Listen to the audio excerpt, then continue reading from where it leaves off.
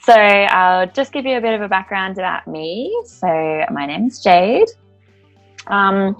I grew up with a beautiful twin sister, and I was always compared to her growing up. So I guess I was supposed to look the same as her, but she was a tall, skinny one, and I was a short, fat one. And so I was always bullied, and I was always yo-yo dieting with my mom, and I struggled with emotional eating and negative self-talk for as long as I can remember. I hated my body, and I couldn't stand looking at myself in the mirror. So I would over-exercise, and I developed an eating disorder. I had a very low self-confidence and self-worth, and I always looked externally for validation. I was constantly comparing myself to others and my sister, but I just never felt good enough. I always thought that if I could just find the right diet or practice more self-control, then I'd suddenly be fixed. But with a lot of personal development and the help of therapists and coaches, I did a lot of inner work, and I now can truly love and appreciate my body unconditionally, and I have the practical tools to help other women as well. So I became a holistic health and wellness coach because I'm really passionate about empowering women to break free of emotional eating and negative self-talk and poor body image to live a life full of confidence, self-compassion, and love.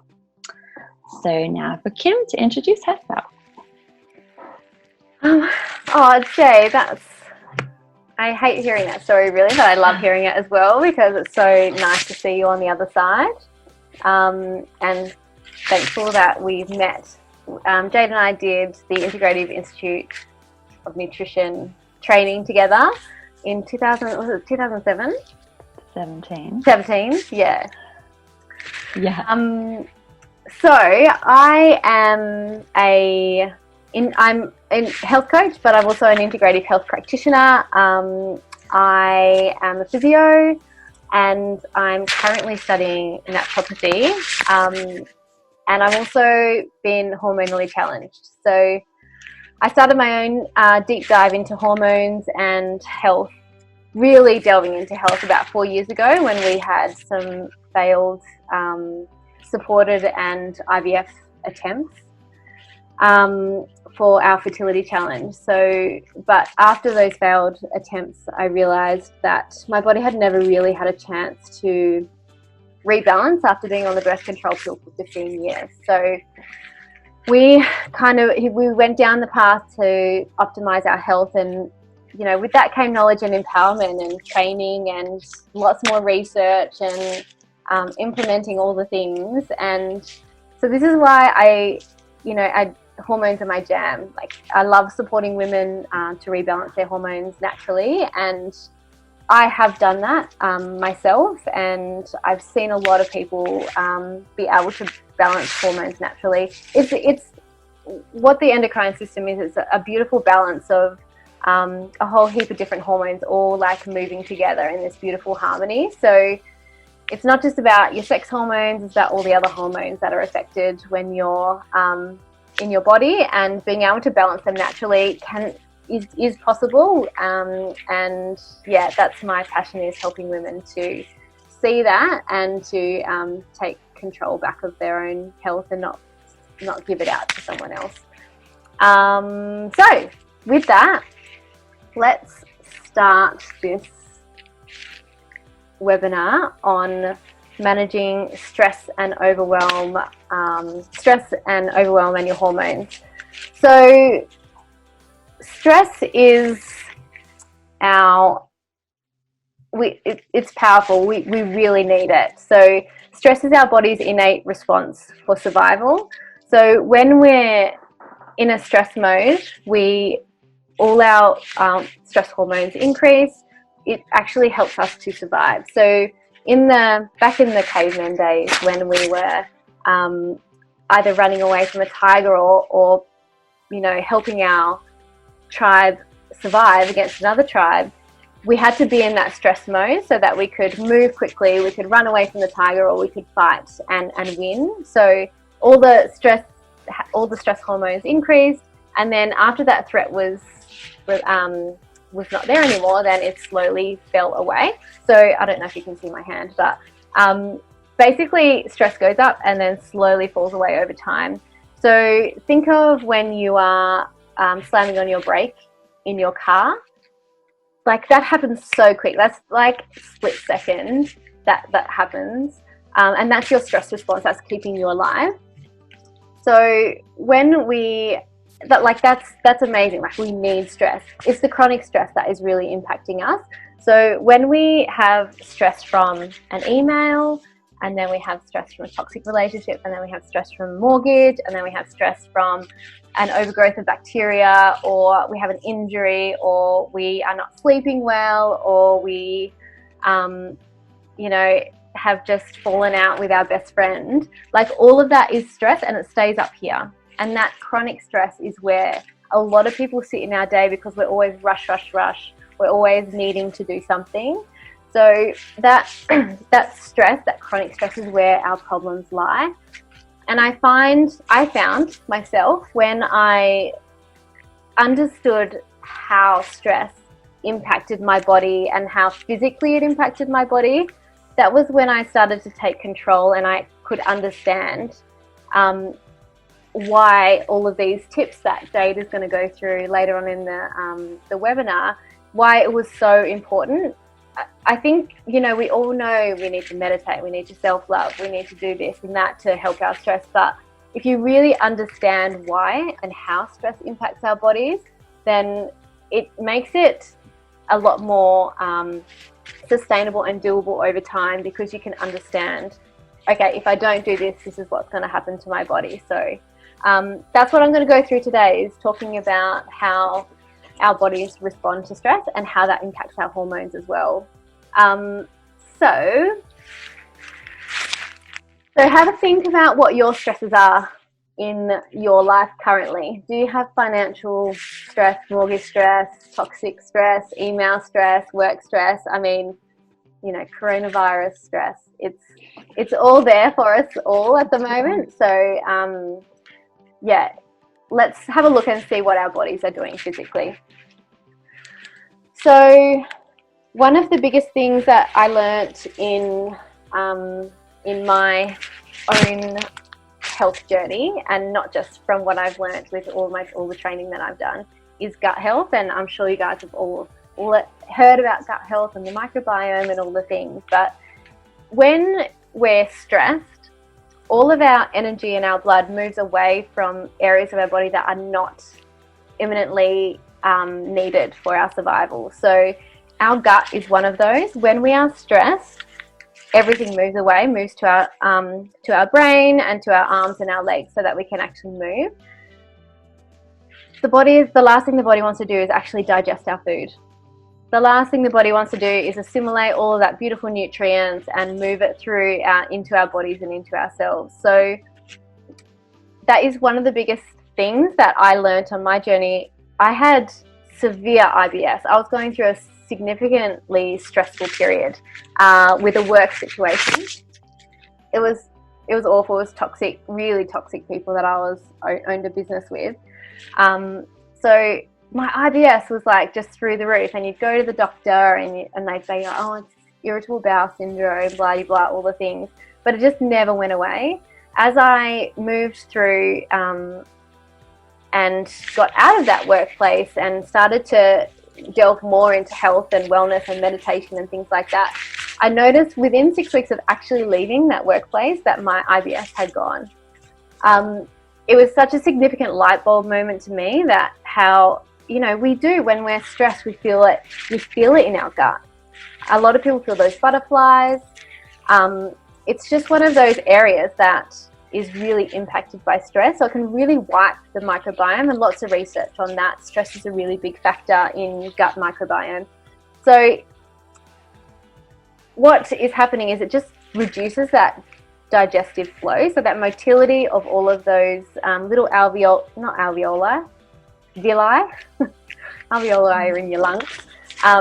They just stop moving. The motility of the colon stops moving. So there's just the digestion is impacted, the microbiome is impacted, and our ability to actually get the nutrients into our cells is impacted. So as far as hormones go, gut health is like number one with hormones. Oh, there's a whole lot of number ones with hormones, to be honest. Sorry if I cut out this and my internet went a bit unstable. If we're not assimilating our proteins, amino acids, our omega-3s, our selenium, our I call it the thyroid, but the iodine. The iodine is so important for your thyroid, and that's from seaweed. Like, if we're not actually absorbing them, then we can't make our hormones. So if we're stressed constantly, we literally can't make our hormones or the other things that in our body that need all of those nutrients. So over time, you can imagine that those things are actually going to, build up, and that consistent stress and impact on our gut is going to really impact how our bodies are functioning. So gut health is a really big one. In the same vein with gut health, our immune system is located in the gut. So when we're stressed, we're more likely to get sick because our immune system is affected. 90% of our immune system is in our gut. So I'm sure everyone has noticed that, like that stress, that constant stress, and then suddenly they have a break, and they get sick. So it happens to teachers a lot. My sister was always sick in the school holidays. So it's that's another one to think of. And the other one is 90% of our serotonin is made in the gut. 90% of our happy hormones are made in the gut. So if your gut is impacted because you're stressed all the time, you're not making your happy hormones, your mental health is suffering, and then you are not doing the things that you should do to help your stress because you're feeling down. So that's actually all related to gut health. So if you're having any signs that your gut is impacted, then definitely make sure you seek assistance on that. That's a really big one. The next one, so can you see how gut health affects hormones and affects the body? So the next one is our blood sugar levels. So the action, when we're in a stress mode, our body needs energy quickly. Do you imagine how quick it happens where you slam your brake on to try to avoid that car from coming to get you? How quickly those muscles need that energy. So the liver actually holds about 2,000 calories of glucose. And when you're in a stress position, like when you're stressed, that liver actually releases that blood sugar so that your muscles and your brain can actually get that and function well. So you imagine if you're stressed, like this blood sugar is being released all the time into your system.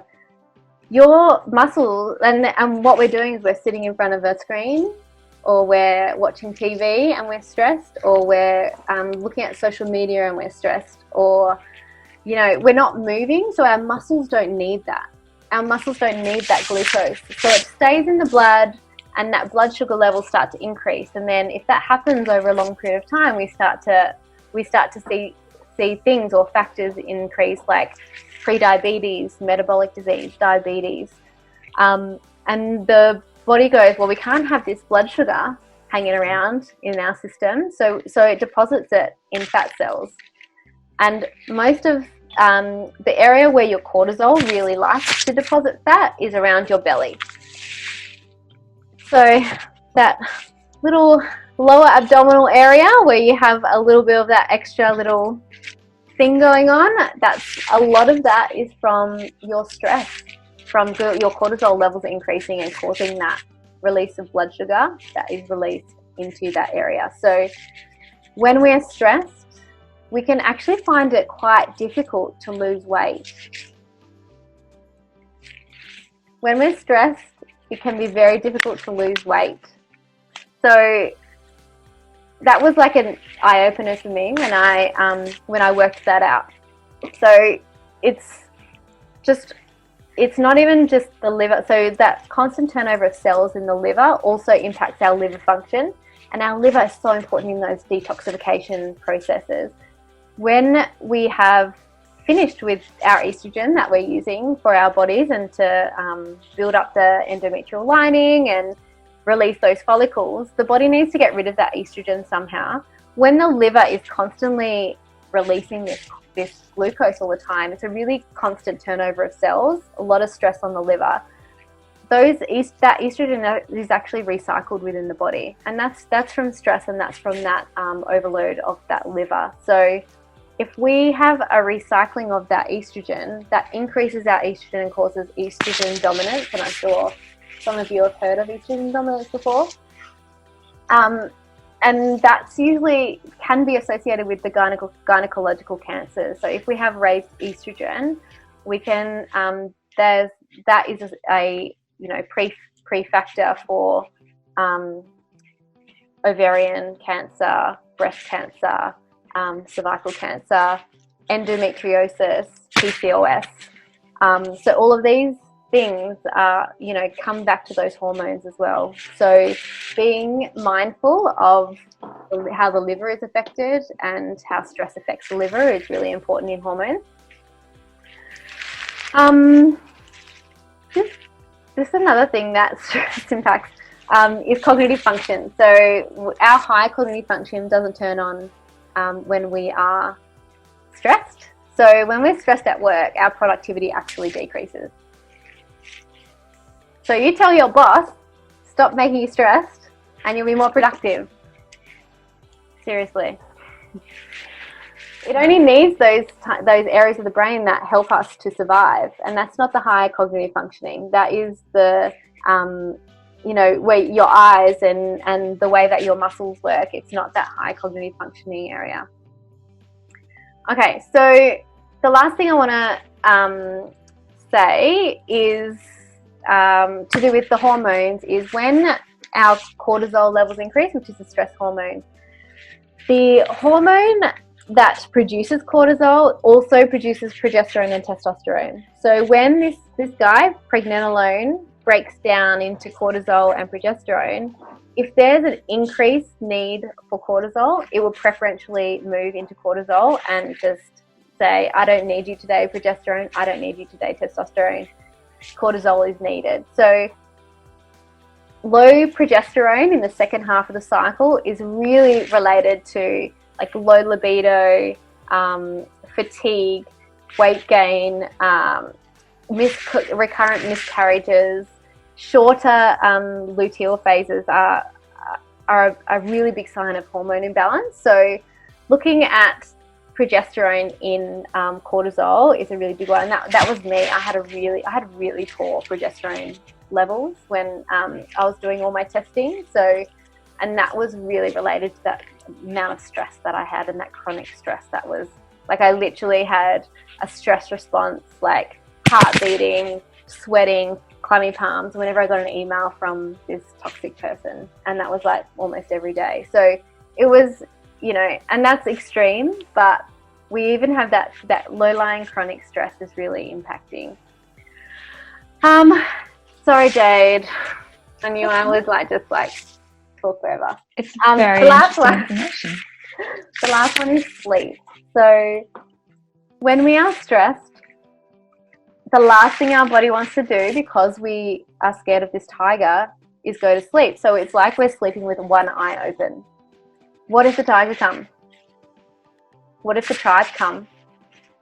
Like it's that one eye open, that light sleep that we're sleeping in. Do you know where we detoxify, we digest, we repair, we heal?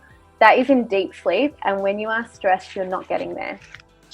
You're not getting there. So our ability to, really regenerate our body and it cleans up the dead cells at that time of the night. Like if we're not getting into deep sleep, we're not actually regenerating, and then that causes more stress over time. So they are the ways that stress is impacting our body physically. So immune system, gut health, cognitive function, hormone balance, mental health, sleep. So I hope you can see that we know we have to, meditate and do mindfulness, but we really do. Like if we keep this stress for a long period of time, our bodies are just going to give us these signs constantly, you know, that fatigue, those headaches, that PMS, that period pain, the acne, the poor skin, like all of these things are our body giving us signs. There's something that is not quite right and we need to start listening to it. Period pain is not normal. PMS is not normal. That is a sign of hormone imbalance. So if you're having any of those things, then have a look and see where you're going. Explaining my life. So now, don't worry guys, we got you sorted. Jade is onto it. We're going to help you to manage your stress in really easy ways, and we're going to send this stuff to you as well. So thanks for listening. Go Jade. Awesome, Kym. Lots of valuable information there, and it's not all doom and gloom, guys. So as I guess most of you will be aware, that self-care is extremely important to reduce stress, balance hormones, and for our overall well-being. But after gathering feedback from a number of women, I found one of them, there's two main reasons that we're not incorporating enough self-care into our days is there's not enough time. And women often feel bad for taking time out for themselves as if it's selfish. So self-care is an act of self-love. You take care of yourself because you love yourself. Selfish. Go Jade. Awesome, Kym. Lots of valuable information there. And it's not all doom and gloom, guys. So as I guess most of you will be aware, that self-care is extremely important to reduce stress, balance hormones, and for our overall well-being. But after gathering feedback from a number of women, I found one of them, there's two main reasons that we're not incorporating enough self-care into our days is there's not enough time. And women often feel bad for taking time out for themselves as if it's selfish. So self-care is an act of self-love. You take care of yourself because you love yourself. Selfish comes from a place of fear or lack. If you're constantly putting others' needs in front of your own out of obligation or guilt, when you really need to take that time out for yourself, you're not being 100% authentic to yourself. So I challenge you to think carefully about where you're really focusing your time and attention most throughout your days. And do you really feel like it's conducive to reducing overall stress in your life? So I wanted to share my top 10 tips that you can start implementing into your days immediately, and they really don't take up lots of time. Top 10 self-care tips. Number 1, meditation is the key. So meditation is amazing for giving your mind a much needed rest and increasing self-awareness. There's a number of free apps that you can download to get started. I really love Insight Timer. There's also lots of guided meditations online, but if you can sit in stillness for as little as 2 minutes per day to begin with, you'll start seeing some major improvements in the way that you deal with everyday stresses of life. So you'll feel calmer and not overwhelmed as easily. Your mind will feel clearer to make quick decisions with clarity.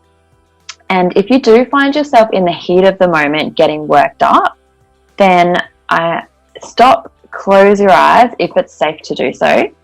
Maybe you need to go to the car or go to the bathroom.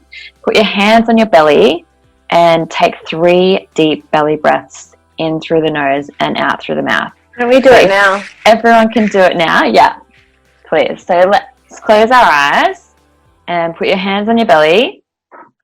And we're going to take 1 in through the nose and out through the mouth. And 2 in through the nose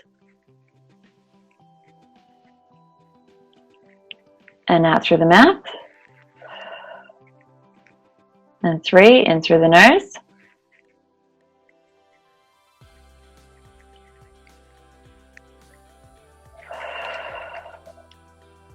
and when you're ready, you can open your eyes and see how much calmer you feel. I feel much calmer. Okay, so number 2 is make sleep a priority. So without adequate rest, we can't function properly. Our bodies need between 7 to 9 hours of quality sleep every night. So try to have a regular sleep cycle, which means going to bed at the same time and waking up at the same time, even on weekends, and preferably without an alarm clock. If you can reduce social media, devices, and lights before bed, so blue lights on phones, laptops, and TVs can interfere with our body's melatonin production, which is our body's sleepy hormone. And as you know, it's super easy to go down the rabbit hole of social media. I've had so many hours of my life wasted. So if you can try to switch your phone onto flight mode, at least an hour before bed, and read a book to wind down, or go for a warm bath or shower, light some candles for a romantic, and aim to not look at your phone until you've woken up properly in the morning, after ideally a morning routine. But if the first thing that you do in the morning is scroll through social media or emails, it can get you stressed out before you've even started your day and get it off to not the best start. So I really like to meditate literally as soon as I wake up before I do anything. So I start with a clear mind with no outside influences. Number 3 is practice mindful eating. So when we're stressed out, we do have a tendency of turning to food for comfort, which is generally unhealthy foods, which can lead to negative feelings about ourselves afterwards, like self-shaming. So become mindful of your eating habits when you're dealing with pressure. Have some healthy snacks on hand instead of reaching for something sugar-loaded. But also, if we can try to practice eating mindfully, so take 3 deep breaths to really notice how you're feeling before you start eating. Are you feeling really hungry, or are you feeling overwhelmed or sad or bored? Just try to smell your food. Think about where the ingredients have come from. Where was it made? How do you think it's going to feel inside your body? And make sure you chew properly. So aim for between 20 to 30 times if possible. And also try to reduce your daily coffee intake. Sorry, Craig, as caffeine increases cortisol, and it can contribute to a heightened state of stress and adrenal fatigue. So number 4 is exercise out of love for your body. So physical activity is great for releasing stress. It pumps up our endorphins, increases self-confidence, and can lower depression and anxiety. Exercise can also improve sleep quality, which in turn reduces your chances of feeling overwhelmed. But make sure you find something that you really enjoy and it doesn't feel like a chore. We want to show our bodies love, not punish them. So try yoga or dancing or Pilates in the living room, or take the dog out for a walk. Number 5 is journaling. This is one of my all-time favorites. It's a great outlet to get all of your thoughts, to-do lists, feelings or experiences down on paper, so they're not constantly going round and round in your mind, causing overwhelm. It's a great way to let them go and to gain clarity and perspective when you read your words back to yourself. So honestly, these would have to be my all-time top 5. I find that if I start feeling overwhelmed or anxious, if I take a little step back and reflect on what's going on with me, I generally realize that I've either missed meditation and journaling for a couple of days, or I haven't done as much yoga as I'd like to, and I've not made time to prepare like the quality food that I usually would. Instead, I'm grabbing something quick that doesn't necessarily nourish my body properly and just eating mindlessly. But the next tips are also extremely important. So number 6 is develop a healthy work-life balance. It's especially important while working from home to set healthy boundaries, as it reduces stress levels, increases focus and concentration, and improves overall health. So try to have an area of the home that's specific for work, or ensure that you pack away your laptop at the end of the day. Put the work phone away, or put your work emails, or turn off your work emails outside of work hours. We've been so blessed with this downtime lately, so to appreciate that slower paced life. So try to make the most of it. Number 7 is spend time in nature. If you can exercise in nature, that's fantastic. I really love doing yoga in the park, or like a little weight circuit by the water. But a simple walk in the park, by the river or along the beach, watching that waves crash, or the birds in the trees, or a magical sunrise or sunset. So exposure to nature not only makes you feel better emotionally, it reduces blood pressure, heart rate, muscle tension, and the production of stress hormones. It's extremely healing, soothing, and restorative for our body and mind. Number 8 is practice showering mindfully. You can literally wash a stressful day away. So focus on the water as it rinses over your body. Feel the lather of the soap as you wash every area of your body. What does it smell like? What does the temperature feel like as it hits your skin? Really enjoy and be mindful of every minute of your shower. For some mums, this is the only time out that they get, so make the most of it, even if you've got a little baby sitting on the bathroom floor in front of you. Number 9 is pet cuddles, also one of my favorites. Our furry friends can have amazing psychological benefits. Just playing, cuddling, or caring for a pet can create a reaction in the brain that reduces the stress hormone cortisol and increases our happy hormone, serotonin.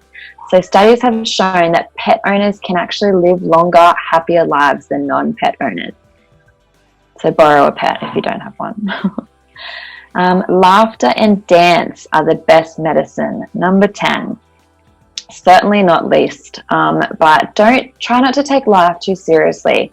Try a kitchen dance party each morning to get you pumped up for the day, or even Taylor Swift, Shake It Off, after a stressful phone call or meeting. Take a break and watch a funny video. Laughter boosts mood, strengthens immunity, fills our bodies with oxygen, diminishes pain, and protects from the damaging effects of stress. So that's my top 10 tips.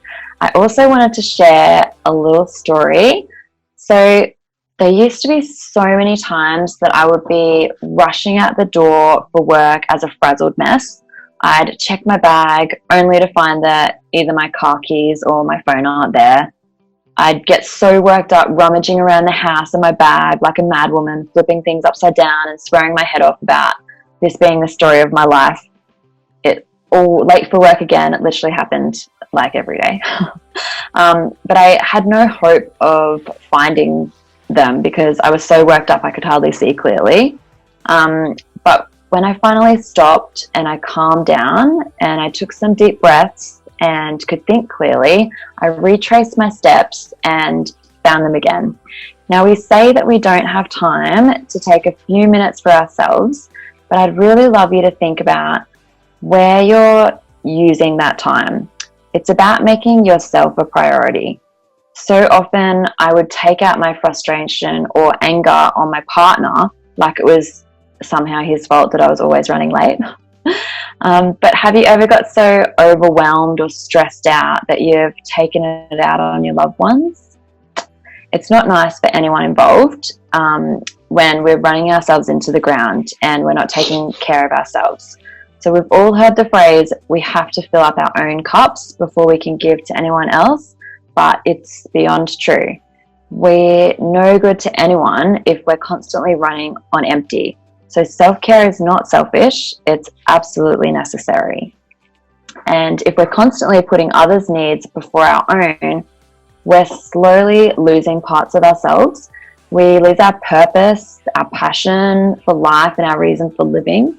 And this can have a severe physical, emotional, and mental impact on not just us, but the people around us. Hence why it's so important to take a step back and take charge of your life, set healthy boundaries and life goals, and spend time listening to your inner voice to find the authentic you. So my challenge to you guys is to pick 1 or 2 things from this list, we'll email it out, that really resonated with you, and incorporate them into your day for at least 7 days.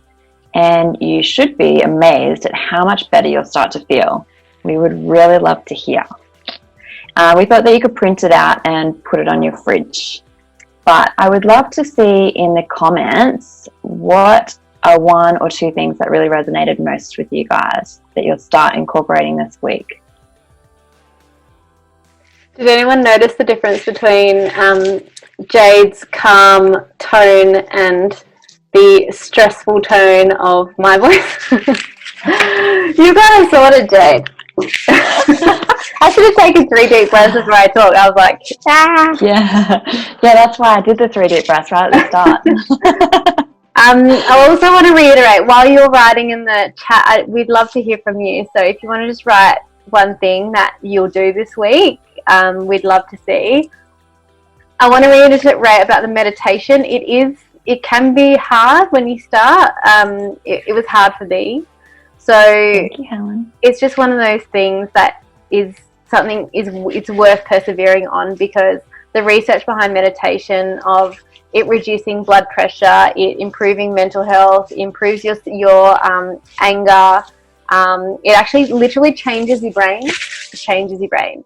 So how I am now compared to 3 years ago, and my ability to manage situations and even talk in front of people has really been dramatic, and I put that down to the meditation. So Jade mentioned Insight Timer. I love One Giant Mind.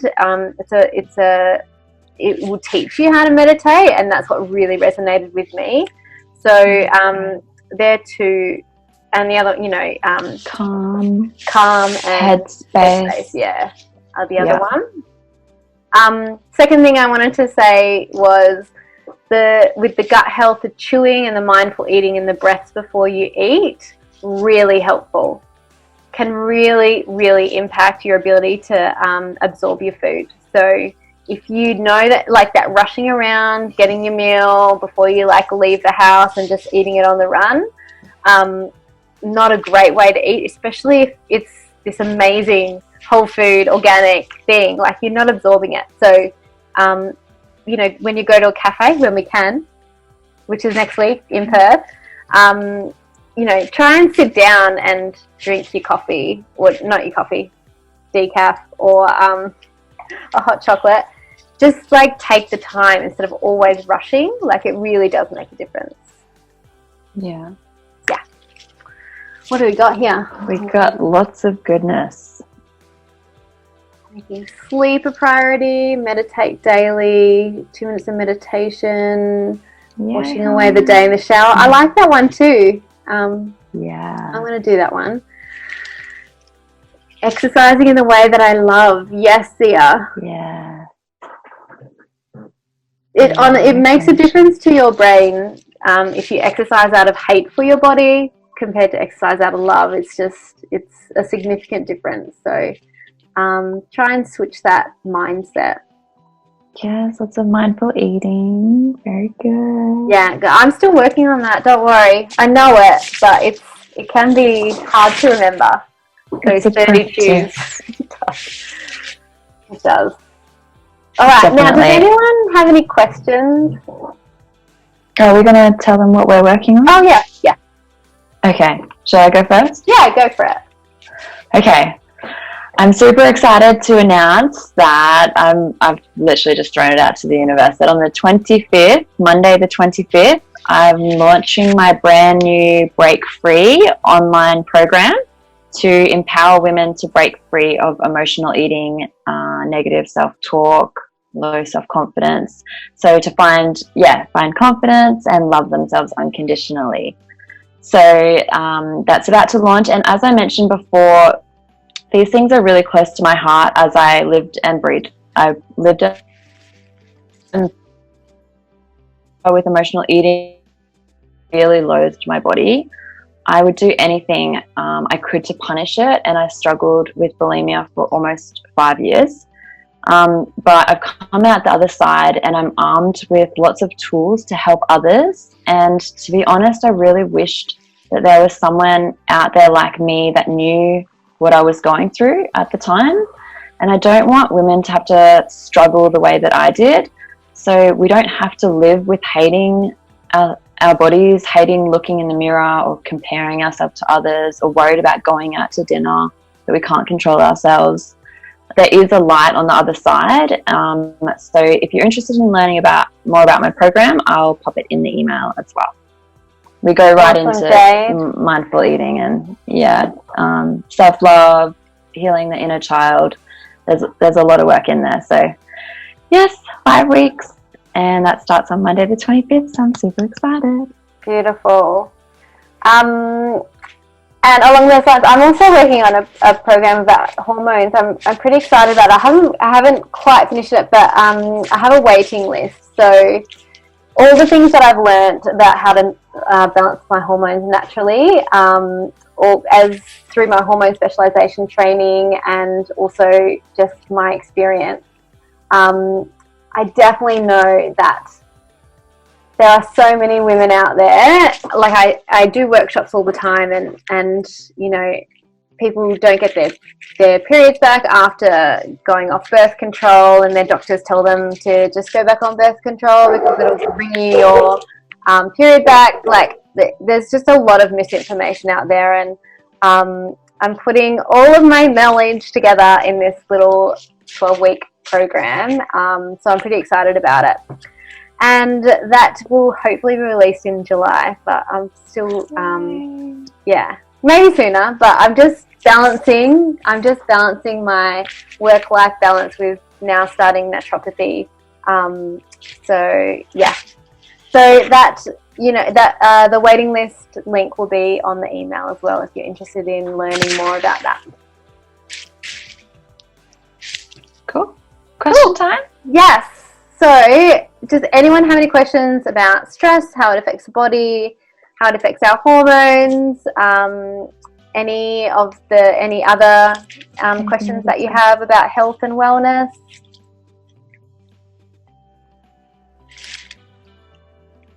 Gaining weight due to stress. Oh yeah, well, I'll read it out actually. Kym, earlier you spoke about gaining weight due to stress. Could you go over that again? I'm a first-year uni student and find myself sitting a lot. Yes, so when we are in a stress mode, our liver releases the glucose to help us run away from a tiger, but we're sitting. So our muscles and and all of the areas of our body that need that glucose to run away from a tiger or fight are not needed because we're sitting. So instead of it being circulated in the body as blood sugar, which is dangerous for us, leading to diabetes and metabolic disease, it gets deposited in our fat cells, and that's where it stays. So being able to, it's difficult to lose weight when you are stressed. So managing your stress and exercising out of love for your body and eating a beautiful whole food diet that you're actually absorbing is going to be really important in your weight loss journey. So definitely stress has impact on us with our stress. I hope that answers your question, Suman. Excellent, Steph. Good work. Yeah.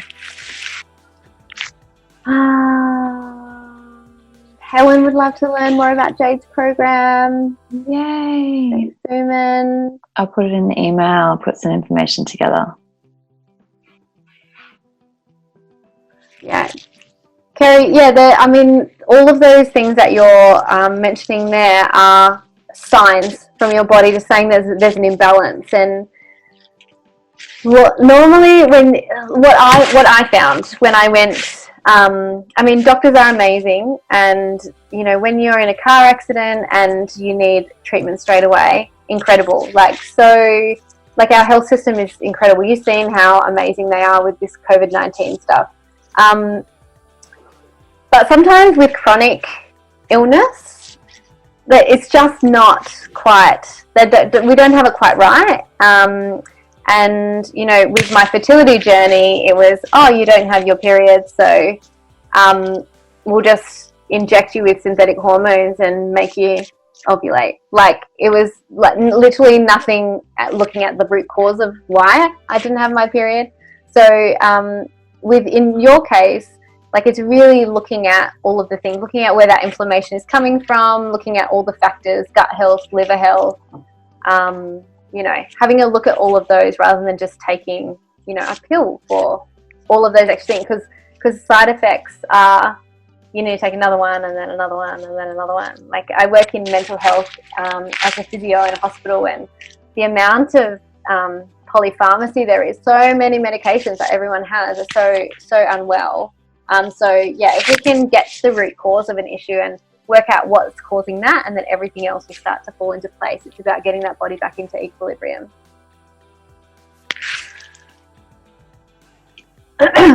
Zia. Is there a better birth control out of the available options? Fertility awareness method is really good, so learning how to do that. And that's really scientific. That's scientific based. Basal body temperature, cervical mucus, and looking at those things where your fertility signs are. Really, really so incredible to actually learn about your body. Really, really incredible. And so if you get that right, then there's absolutely no way that accidents can happen, really. But until you learn that, obviously condoms, diaphragm. But if you want to go down the path of a copper IUD, that is probably like one of the non-hormonal ones, but also has issues with copper increasing in your body. So I do talk about all of this in my course, actually, but yeah, that would be, fertility awareness method is amazing, honestly. I take my temperature every day, and it's so incredible to see when ovulation happens, and it's really empowering, which I did not know before. Did not know, which I think a lot of people don't. Right. Thanks, Vanessa. What's the lady called? Natural birth control. And what's that one, Steph? It takes the temperature. Do you know what of your body. Yeah, so the automatic, I love the ones that, so I have a Kindara basal body temperature, so it sends my temperature, like I take it every morning before I get out of bed, and it sends it straight to an app. I found when I first started tracking for fertility, because it was very stressful, so writing it down on a piece of paper was really stressful for me, and I'd forget, and then it was just too hard. So now that they have like technology, the future is now putting that temperature straight in, and it's showing up a beautiful chart for you, so you know exactly when things are happening, is really easy. So is that what you've got, Steph? The other one is Daisy. And they just said, what's the device called? Is it Kindara? Kindara, yeah. K-I? Kindara. D-A-R-A. Yeah, K-I. Nearly the same like Daisy, I think. Yeah. And Kelly. That one scares you, Zia. Yeah, me too. I'm doing a course in September to be a certified fertility awareness method trainer. So yeah. Oh my goodness, can't wait for this. I know. So I'm really excited about that, because I know how to do it now, but I want to be a certified trainer. So you know me, I just learn all the time, learn all the extras. And Kelly.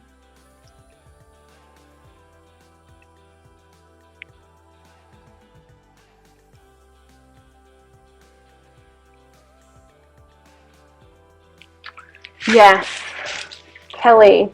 Do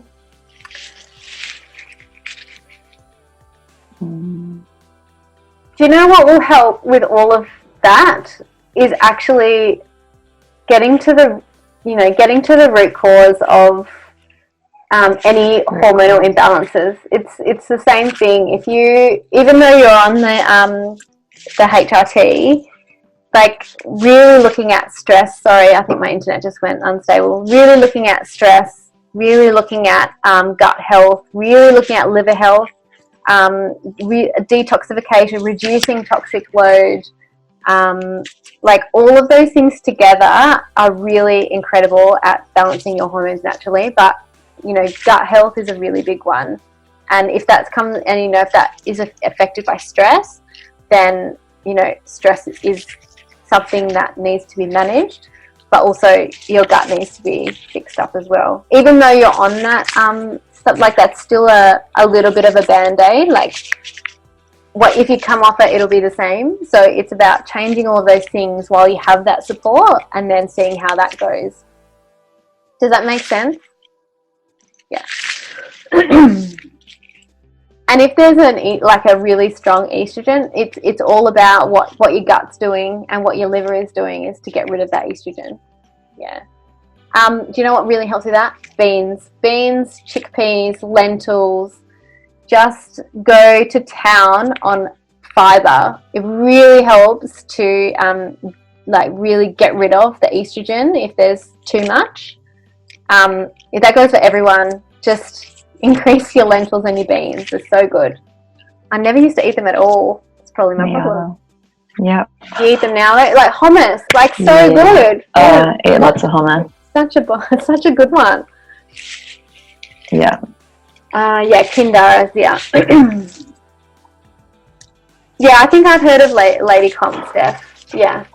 It just takes, with the fertility awareness method, it just takes a little bit longer. It takes about 3 months to really understand your cycle. So you need to be like really consistent with it.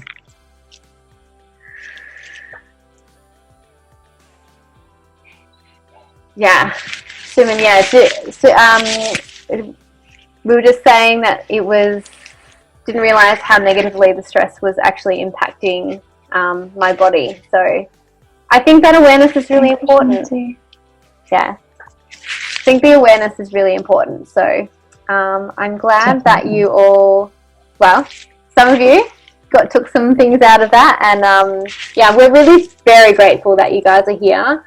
Yeah, obviously much. we just want to share our info. So we're very grateful. And if you have any other questions, we're going to send you through an email.